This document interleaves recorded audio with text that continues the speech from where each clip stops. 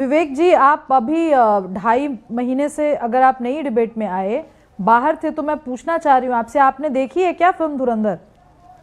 देखी है तभी बोल रहे हैं।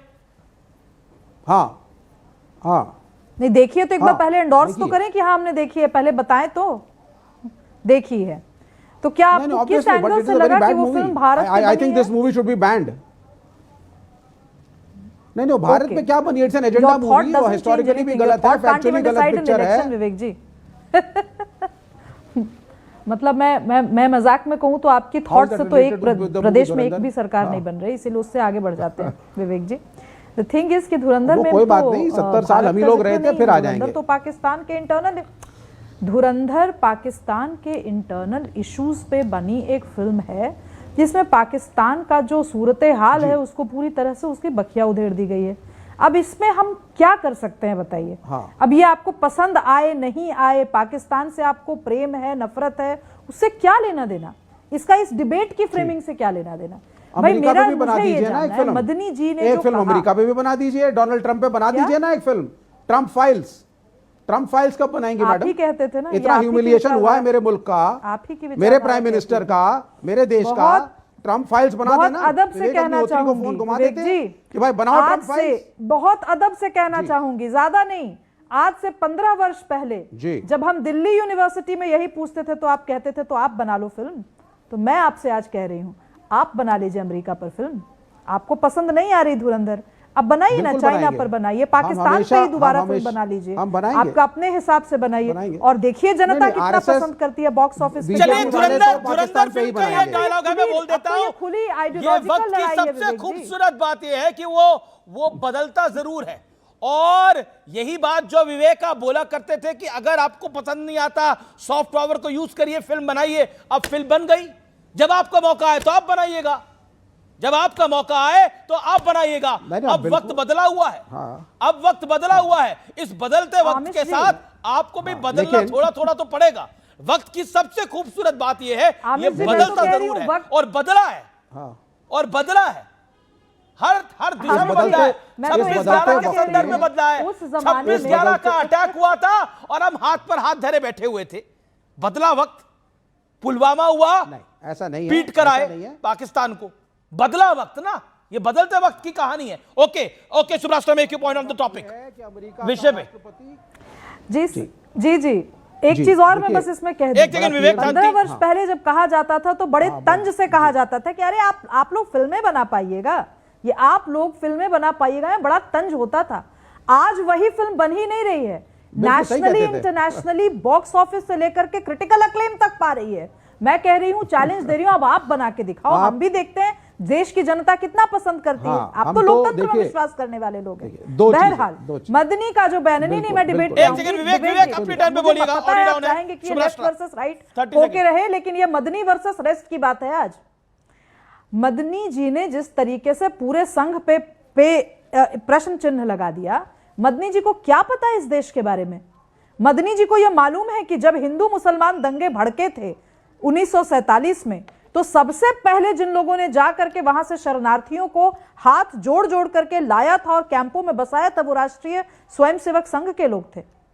कहा जाता है, किंवदंती है कि भारतीय राष्ट्रीय स्वयंसेवक संघ ने कभी भी आजादी में अपना योगदान नहीं दिया। यह किंवदंती है लेफ्टिस्टों की।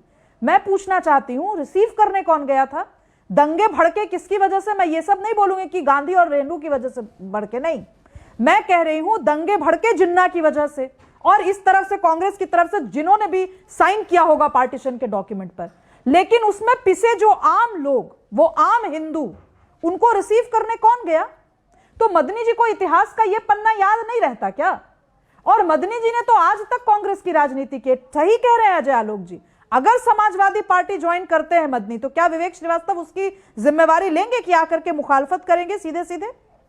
कौन सी क्या बात कर रहे हैं आमिर जी? आज हम लोग फराज किद भाई आएंगे चर्चा के अंदर। विवेक शांति, फराज किद भाई, मदनी साहब का बयान जायज है आपको लगता है? सी बात बोलना चाहती हूँ, ये मदनी जी एक सेकंड बोलिए, फराज किद भाई की बारी।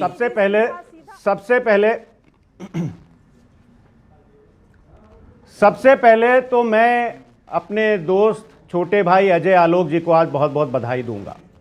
और बधाई मैं इस बात को दूंगा कि अजय आलोक जी अब इस देश की लोकसभा या राज्यसभा के सांसद बन जाएंगे। पूछिए क्यों बन जाएंगे साहब, मैं उनको क्यों इतनी बधाई दे रहा हूं?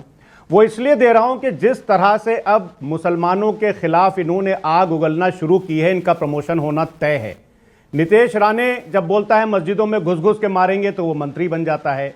कपिल मिश्रा जब दंगे भड़काता है तो वो मंत्री बन जाता है। तो हमारे छोटे भाई अजय आलोक को अग्रिम बधाई।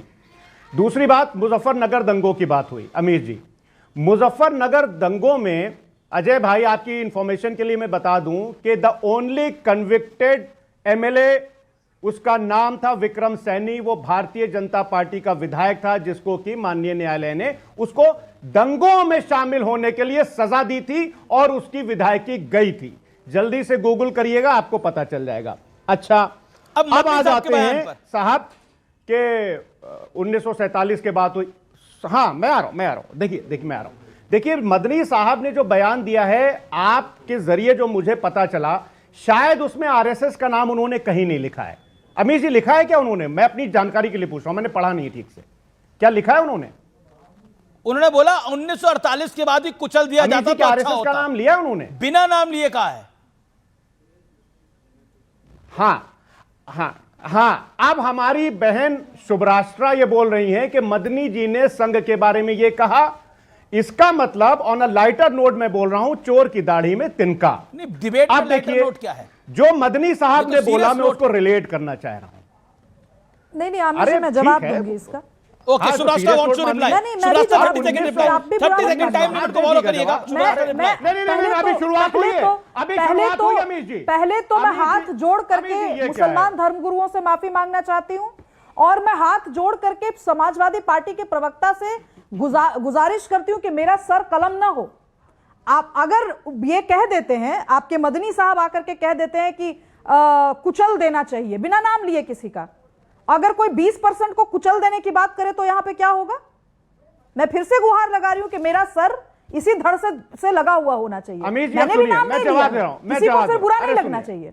और यही यही जब आप लोगों को बड़ी दिक्कत होती है, देश के गद्दारों को गोली मारो डैश को, आप लोग देश के गद्दारों के लिए शब्द पे आपको बड़ी आपत्ति हो जाती है कि मुसलमानों के लिए कह दिया गया। क्यों? गद्दार है क्या देश के मुसलमान? हिम्मत कैसे होती है आप लोगों की किसी भी डिबेट को एकदम पोलराइज करके ऐसे? नहीं भाई साहब, मैं इसमें बहुत अनअपोलोजेटिकली कहूंगी, इस देश में भाषा को लेकर के जिस तरीके का एक पोलराइज नैरेटिव गढ़ा गया है कि 80% वालों की कोई भी बात हो इतने अदब से सहम करके हम लोगों को बोलना है। क्यों बोलना है भाई? क्या हम 80% वाले इस देश में अपने कल्चर, अपने धर्म, अपनी वैचारिकी को लेकर के एक बात भी फ्रीली बात नहीं कर सकते हम? क्योंकि 20% वालों के बारे में तो बात ही करना, हम तो बात ही नहीं कर सकते। 10 राइडर मुझे देने पड़े बोलने के लिए कि भाई मैं कहूंगी, कहीं ऐसा ना हो जाए कि कल भाई फराज किदवई जी तो कुछ नहीं करेंगे पर फराज किदवई जी के इनकी अब बहुत हो गया। अमीर जी, इतनी फुटेज मत दीजिए इनको। अमीर जी, आपसे हाथ जोड़ रहा हूं, इतनी फुटेज मत दीजिए, हो गया।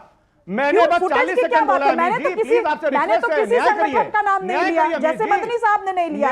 मैंने किसी दूसरे तरफ के लोगों का भी नाम नहीं लिया। यार अमीर जी, दिस इज दिक्कत रॉन्ग क्यों है? अच्छा, फुटेज, अच्छा ये कार्यक्रम फुटेज के लिए नहीं है, अपने विचार रखने के लिए। आप भी अपने विचार को रखिए।